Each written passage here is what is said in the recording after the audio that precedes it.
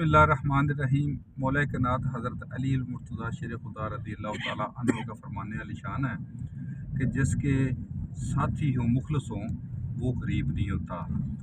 दोस्तों ने मैसेज किए और ईमेल एड्रेस के ज़रिए भी मुझे सवालात की एक पुछाड़ की कि पिछले दिनों में सोशल मीडिया पे एक तूफ़ान बदतमीज़ी था, तो उस हवाले से बिल्कुल आज खामोशी है।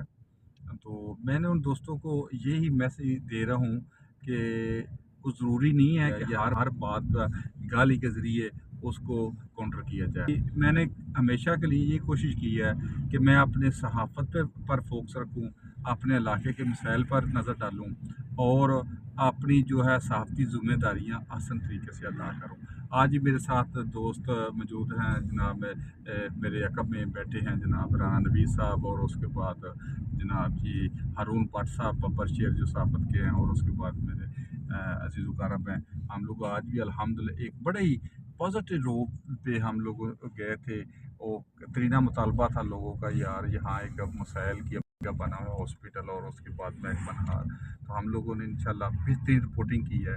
तो दोस्तों की मुशावरत से मैंने बोला एक जो दोस्त मैसेज कर रहे हैं उनको एक वाज़ेह पैगाम दिया जाए। जिस दोस्त ने भी ये सोशल मीडिया पे ऐसा किया, अल्लाह उसको भी तौफीक दे। हम लोगों ने जरूरी नहीं कि हर बात का जवाब जो नफी सोच में दिया जाए।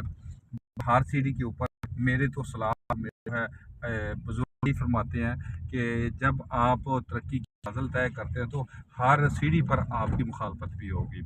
तो मौला करम का फरमान भी मेरे सामने आ रहा है कि जिसने एक गाली निकाला उसने गोया कि अपने कब्र में बिछू किया।